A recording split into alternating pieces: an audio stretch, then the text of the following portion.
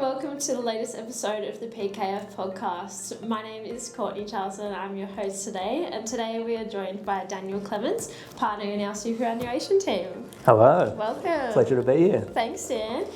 So today we're going to talk a little bit about Div 296, or Division 296 as it's called. So can you tell us a little bit about it and why the government has brought in these superannuation changes? Sure. So this has been ongoing for a few years now, but it's aimed at high net wealth individuals who have a lot of money in their superannuation funds. And the reason being the government is just looking to decrease the tax concessions that they're getting on their bigger balances, and that's going to help to fill a gap in the government's budget as well. Sure.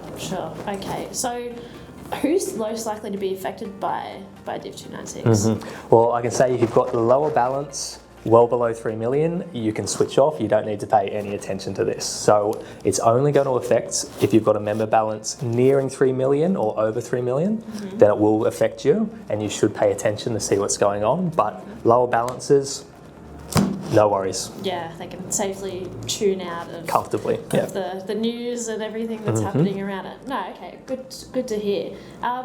So I guess how does that 3 million to 10 million threshold actually work in practice with all this? Yes, and now this is the bit of the complicated side of things, and where a lot of people go wrong, and there's a lot of headlines out there that confuse people who are reading them. They all sound very scary, but when you kind of break it down, which we'll do now in an example, it's not as bad as what it sounds like. Sure. So the formula as it is it's your earnings for the year, and it's times 15%.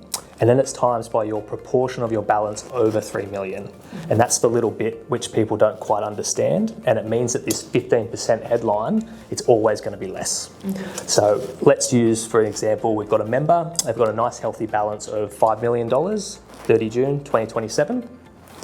They've had earnings for that year of $500,000 for Div 296 purposes. So we're looking at a calculation there. You've got your earnings, $500,000, times your 15%. And then it's times the proportion of that balance that's over 3 million. So to do that little section, you've got 5 million minus 3 million divided by 5 million gives you 40%. So then we bring that out. We've got your earnings, once again, 500,000 times 15% times the proportion, which is 40%. Yeah. Suddenly, times that 15% and the 40% together brings it down to 6%. So really, you're earning, what you're actually paying tax-wise is 500,000 times this 6%. So you can see from that it's never near this big 15% that's getting thrown around. It's always going to be less. So even with a nice healthy balance of 5 million, you're only looking at really a new tax rate of 6% on this earnings. And the other important bit is a lot of people think this new tax rate is going to change how the current system works. It doesn't. So how the tax system works in super is still exactly the same as it always was. It's a new tax, it's separate, it needs to be looked separately, and its calculation is completely different to how the rest of the system works. So it's really important to just distinguish between those two. Okay, so I guess we've heard a little bit in the news about concerns on the taxing of unrealised gains. Where has that legislation landed with all of this? Yeah, now this is the good news about this whole thing, is when this was introduced about 3 years ago, the big part of the calculation was unrealised gains, and it was a big issue, and there was a lot of battles going on about this, because to be honest, it was complete nonsense, and it went against every tax rule that we've ever learned. So there was a lot of lobbying. I can't believe it got as far as it did, but eventually the government saw the light, and the taxing of unrealised gains is completely off the table, and it is not involved in the new formula and how it works. So that is a big win for the community and the SMSF world. Yeah, great.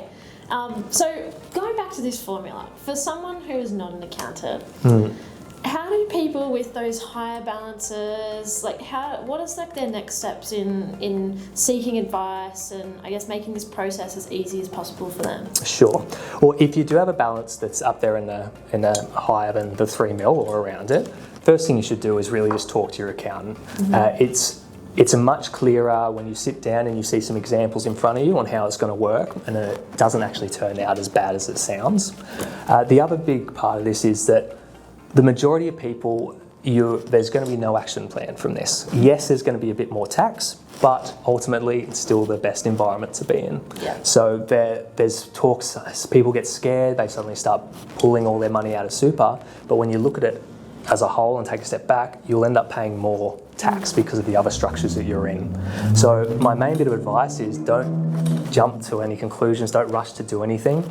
Talk to your accountant, talk to your advisor, particularly if you've got a financial advisor, they'll be digging into this very deeply and your personal circumstances. But for the majority of people, it really will be just play on as normal, bit more tax, but it's still a good environment to be in. Yeah, great to hear. Well, Dan, it sounds like it's a lot simpler than what it's probably being made out to be. So thank you for, I guess, laying it out for us and giving us a bit more of an understanding of that. No worries at all. Thank you. And thank you everyone for joining us on the latest episode of the PKF Podcast. If you do have any questions about Division 296 or anything superannuation related, please feel free to reach out to Dan and the superannuation team. And thank you for joining us today. And thank you, Dan. No worries at all.